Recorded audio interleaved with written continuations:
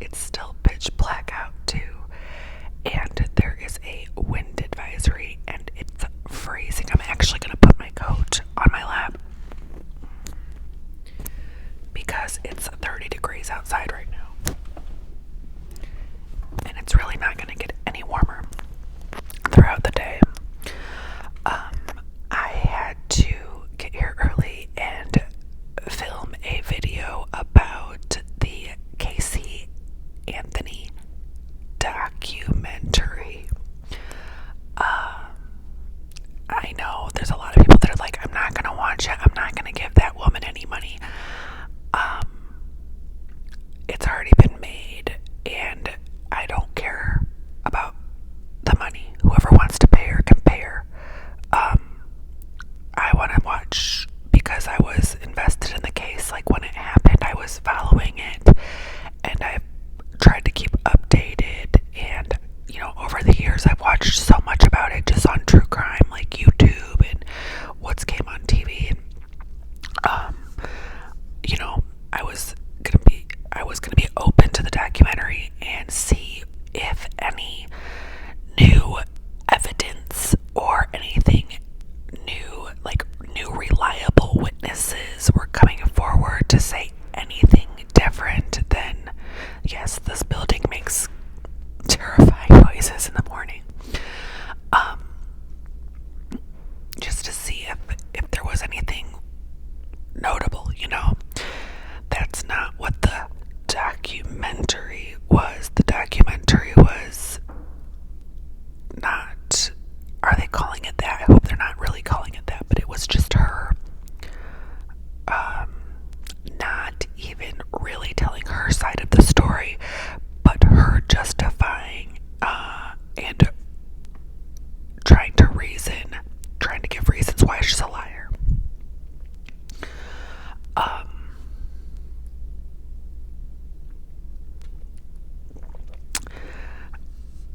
The whole thing, if it wasn't about something serious, was almost laughable. It was cringy. And even worse than that, this happens a lot with even with like politics, or like not necessarily politics, but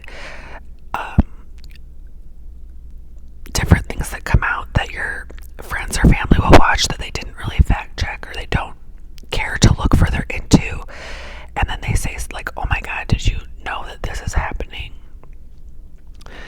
Did you know that there's litter boxes in schools and stuff? And you're like, okay, like I heard that, and so I looked into it, and it's not true. And they'll be like, nope.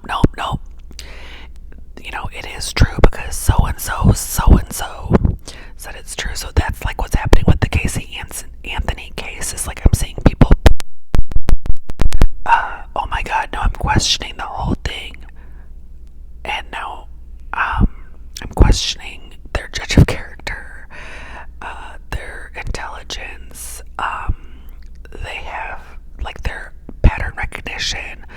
I'm questioning the company they keep, because if you can really watch these lies and not be like, oh my god, this is a lie being told to me, in the real world, how are you recognizing liars and narcissists? So basically, Casey alleges, because she did say that she was touched inappropriately by her father, and I cannot tell you that she wasn't because I was not there. What I can tell you, and she says that this is the reason why she was like a liar, kind of her dad made her a liar, starting with touching her when she was 8 to 11 or something like that. She said that he would do that, and that she was always scared that he was going to do that to Kaylee, so she was like overprotective, but still living in the home. And then she goes on to say at another point in the documentary that she didn't know she was touched like that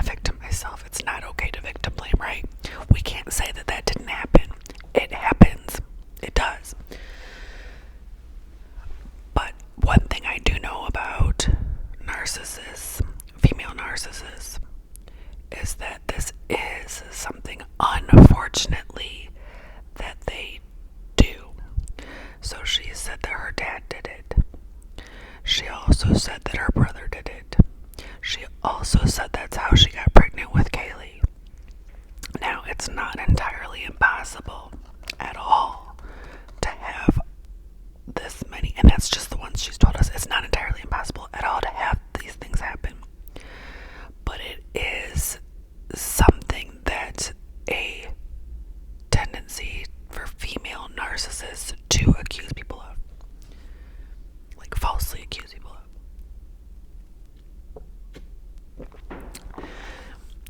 So who knows with that? Like, if it is true, why don't you prosecute him now that you're like, she's like, oh, I'm this new person and I've changed this much, and he could still go to jail for this. Well, make it right then. If that's true, and you think that he could have been doing this to your kid, and that's what made you a whole liar, and then that's eventually like what happened to your child, and then why your child was not here anymore. Why would you let him go free? Because she doesn't just claim that. She pins that on her dad. Her dad's the one that made her the way she is, like psychologically damaged and a liar. But she says that her dad, that the day that Kaylee went missing, remember the day that Kaylee went missing, there was still a whole month before Kaylee was reported missing. So the day that Kaylee went missing, she says that she was taking a nap. Now, in every other conversation with her, she says she's such a light sleeper because she can't sleep because of all her trauma and stuff. But on this day, sorry, the heat just kicked on. She was napping, and that Kaylee, who at the time was I think like 2.5, was napping next to her, and that Kaylee left the room. She woke up and Kaylee had left the room, so she was freaking out. She says Kaylee would never leave the room. She knew she wasn't allowed to be in that house without me. Why are you living in a space where the kid can't leave the room without you? Also, 2.5-year-olds don't usually ask for permission to leave a room. Okay, mother of 4. All right, that might happen. There might be a kid that does, but I'm saying, generally speaking, no, if they can turn a doorknob, they're gonna turn it, and you usually don't sleep through that. Usually, unless you're inebriated, maybe she was inebriated, getting off the.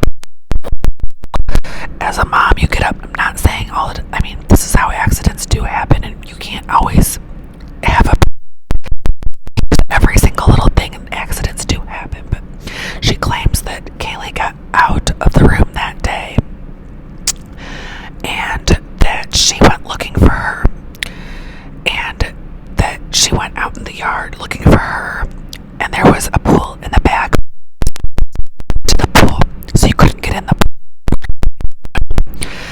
and that she went back around the front of the house, and that her dad was holding Kaylee soaking wet and limp.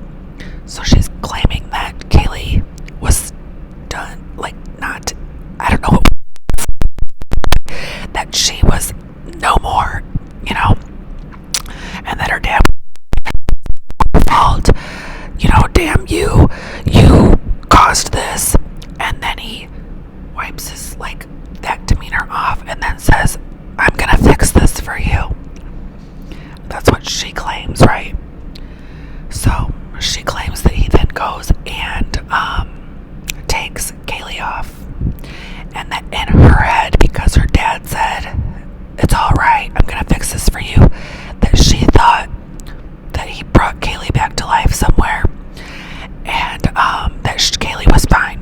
For 30 days, she thought her dad took her, and she was fine. No, she was so scared of her dad that she didn't ask about Kaylee. That's a huge allegation, right? And throughout the documentary, they're saying, oh, why would this dad, because Casey was facing the death penalty, they keep phrasing it as, why would this dad want to kill his daughter? Why would this dad want to get the death penalty for his daughter? He doesn't decide the punishment. A witness's job is just to answer the questions that are asked. Now, I'm a parent, and I'm going to answer the questions that are asked. If my kid does something god-awful, I'm going to answer the questions that are asked. other stuff I know. I don't care if my kid did something to hurt a child or hurt another individual. I'm going to answer the questions, okay? Otherwise, I'm just as responsible as my offspring. So the way that they're phrasing it, you can tell that this whole thing is just a sham. It's just a money grab by the network and by Casey. So she claims that her dad's the one that took her off, and then she's facing the death penalty. And you're gonna tell me that the whole time you're facing a death penalty that you don't bring up to your defense team, it wasn't me, it was my dad. You're facing the death penalty, and you're not gonna bring up to the defense that you know who did it. Like, there's no way that you would die for your dad that touched you and then took your child from you. No way. Like, you're not in the house anymore, so you're not like being held against your will. You're with your team of defense. You're in jail or whatever. Like, you don't. Okay, maybe she did go back to the house, but she didn't have to. You know, she's out. So, no way. Nope. You're not. If you're on death up for the death penalty and you know who did it, you're gonna say who did it, right? And then there is a scene that is so laughable where they're like, and I've seen this guy on TikTok before. She's got like this kind of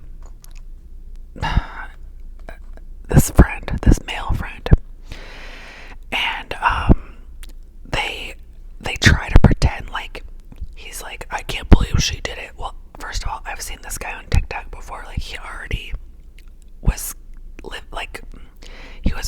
I think knew he was in the documentary when he started this TikTok about how he knew her and that he knows stuff that, you know, blah blah blah. But anyways, they're talking to this male friend, and he's like, yeah, she's just a liar, blah blah blah, and kind of acting like he doesn't like her, and I can't believe she lied like this, and not saying she did it, but like, I can't believe she lied like this. And then they sit him down and they say, do you know that what happens to the brain when you are going through these types of things as a child, that it can tend to make you, and he acts like he has this big revelation. He goes, lie. Then he acts like he feels so bad that that's why she was a liar. It is the cringiest. I want to laugh, but it's about a serious ordeal. Like, I wanted to just go rip the screen off the wall and burn it. Like, the acting is terrible in this. And it's acting. Lying, so lying is acting, whatever you want to call it. But so that scene was just, it blew me. And then they also have another friend, her BFF. It is a blonde woman, and there is pictures of her from back in the day with this woman. So I don't know how close they were. People will be like, I was best friends with somebody just because something happened. Like, you want to be best, you were always best friends, right? People do it with everything, with somebody passing away, with crime, with everything. But you can't ever really be best friends with a narcissist, FYI. So she was best friends. She's like, no, Kaylee was like a great mom, and she would never do this. And I gotta write something down so I don't forget. Okay. So she was like, Kaylee was a great mom. She would have never done this. I was best friends with her. I know her character.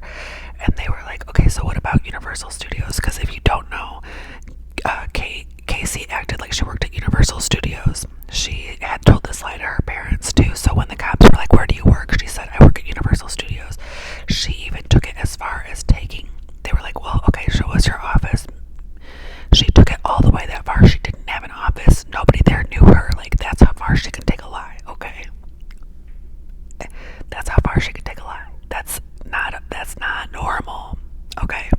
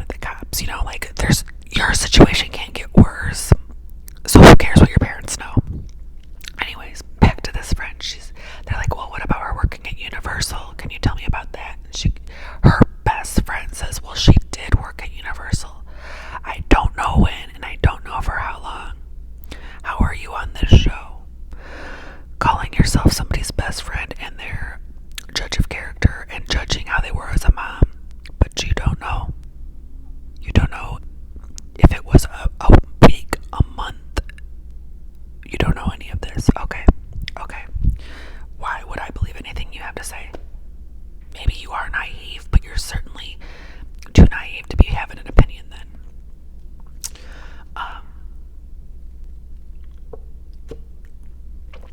There is a lot of pictures of Casey having a really good time in the month that her daughter was missing. And she tells her story of the reason that she was in all these pictures having a great time partying is not because she was actually having a great time at partying. It's because she was working as the club promoter, so she was having a night job. She was not actually having a good time. She was acting as a club promoter. Okay, this person just has something to say for everything, and she's had 10 years to cook this stuff up. Like, for people not to believe, or for people to start believing her, I wonder if you've ever, like, you've just never been exposed to a liar or a narcissist. Is that what's going on? How do you not see this? She speaks in cliches too.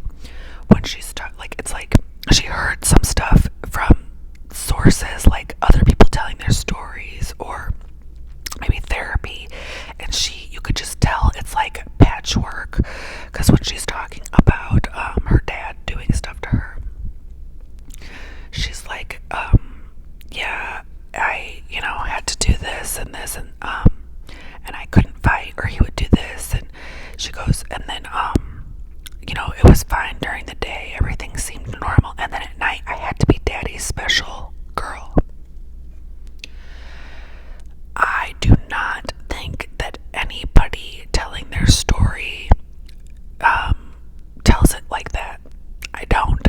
You're not. That's such a disgusting way to say it. Like, I don't think that people really tell their story like that. I've heard stories. I've told stories. Like, that's such a, like, you read that in a book, or I don't know. It's just rubbing me the wrong way.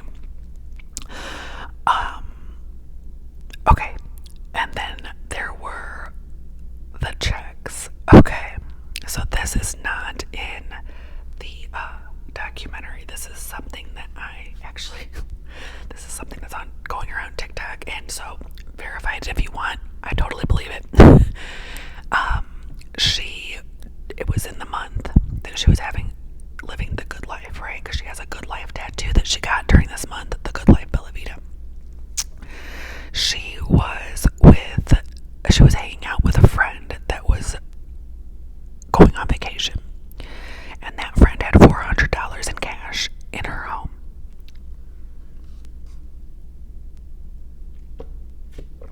That she was supposed to take on vacation with her. And the $400 goes missing, and Casey's, I think, the only one at her house, or Casey's at the house, and Casey helps her look for the $400, right? Casey was the one that took it, and she's helping her look. Okay, this is common in, like,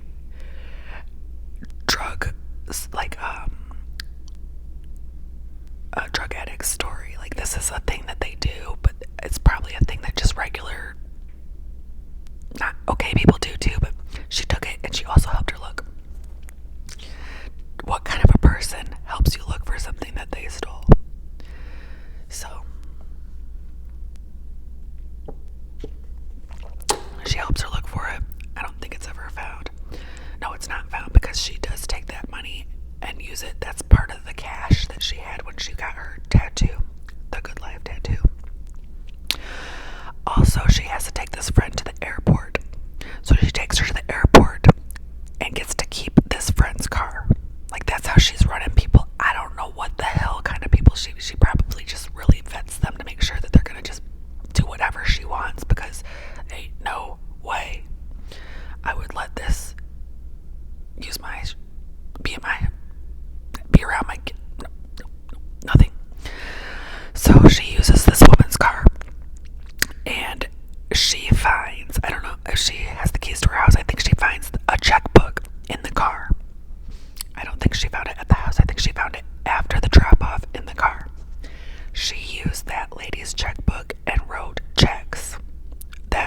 several during that month. She signed and everything, so I don't know if she's been criminally charged for it or just accused or what. I'm sure there's more info on that, but one of the checks was like to Target, where she's on camera buying stuff at Target, and apparently the sweater that it said like 82. It was a sweater. Even when she's being arrested, she's like all like, you know, like playing it up. You can tell she's just, everything's for the camera, you know. But the sweater that she has on with the 82, that's from Target, and that was one of the things that she wrote a stolen check for, was all this stuff that she was buying.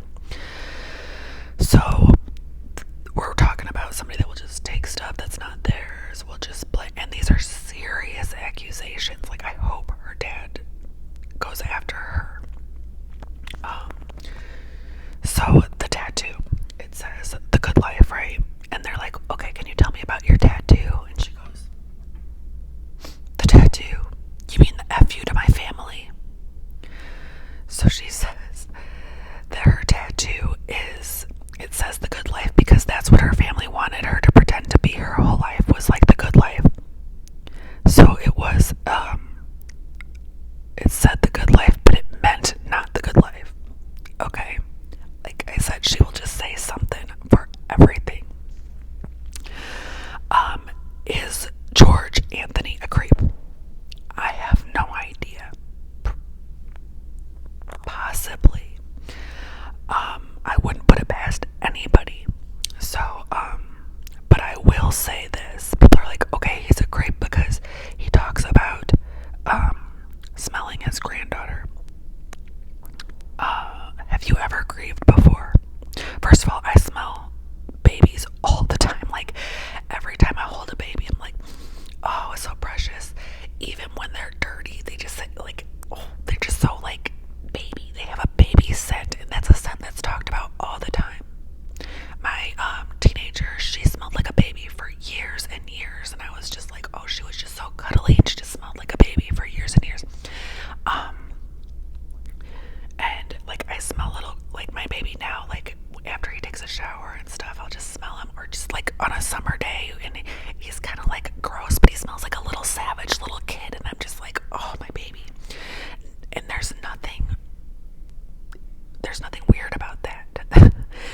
But when a grown man says it out loud, I think so there's nothing weird about, like, I think we all love the smell of babies and little kids, and like at a certain age it gets weird, like, don't smell me when I'm 12, you know. But if I'm 5 and I'm like, you know, and my grandma wants to sniff my head, I don't think that's weird at all. But it is weird to see a grown man say it out loud. I will say that. But if you've ever grieved, there is something about scents that is connected so deeply to grieving.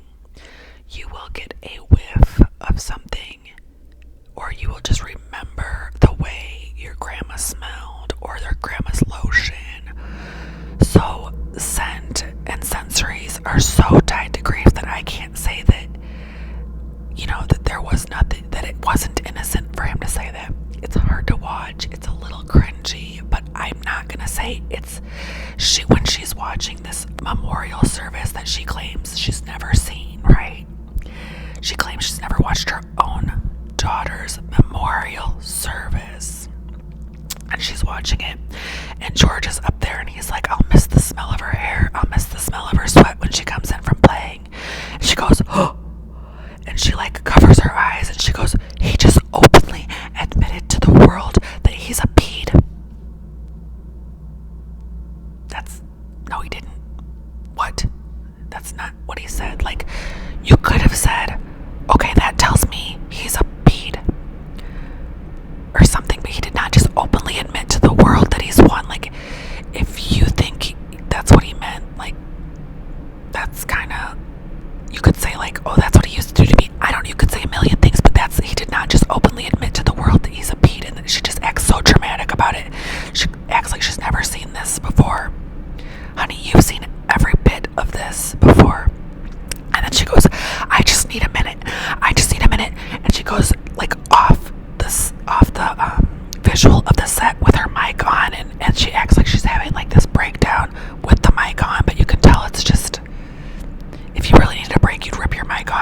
it wasn't. So she acts like you're accidentally hearing her have this breakdown. No, that's not the case. Like, if so, it would have been edited out. If that was a private breakdown moment, right? She also claims that she's got like all this social anxiety. She doesn't like all kinds of videos of her out partying still and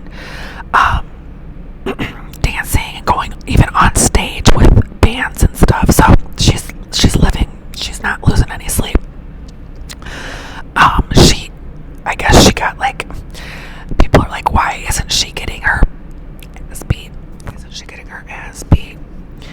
And some people said, well, she probably took self-defense classes and her arms are really ripped. Yeah, I mean, that will help, but you either got it or you don't, and she can definitely get her ass beat. Like, one thing I'll tell you about narcissists is they really can't fight that well. Like, you can get you can get muscle, but you're not really quick on the draw. Okay. She was also, it was not brought up in the documentary, but it is possible. There's a lot of talk about how she was sleeping with her lawyer. I don't doubt that at all. I think this woman would sleep with anybody to get anything that she wanted. So I don't know. Who am I to say? But I think she probably did. I don't know. And then the kicker, like one of the big things that was extra crazy and extra delusional to me is that she had an email account, a work email account for Universal Studios when she did not work there. And in this email account, she had different people emailing her. So she had made up characters emailing her. And they would be like messaging her, telling her when she had to come in, and it would be like, sometimes it'd be like, okay, we have to work on this tonight because this project needs to be worked on at night. And these are the emails that she would use to tell her parents, like, okay, you gotta babysit, even though she didn't leave them with her parents, but she would tell her parents, like, okay, I gotta work, a night shift tonight at Universal Studios because we got this big project. Like, she would make all this, how elaborate. Like, a real job would have been easier than to manage all these fake people. And in one of the emails, it starts out with like, it's this guy it's a fake guy, and he starts the email out with hola, and then he signs the email with ciao, like Spanish, and then Italian. Like, it's so cheesy and so cringe, but I don't know. Let me know what you think about the Casey Anthony doc, or like, if you're even gonna watch it. Are you going to watch it? Are you just gonna watch the recaps? Have you seen stuff going on around TikTok? Is there stuff I don't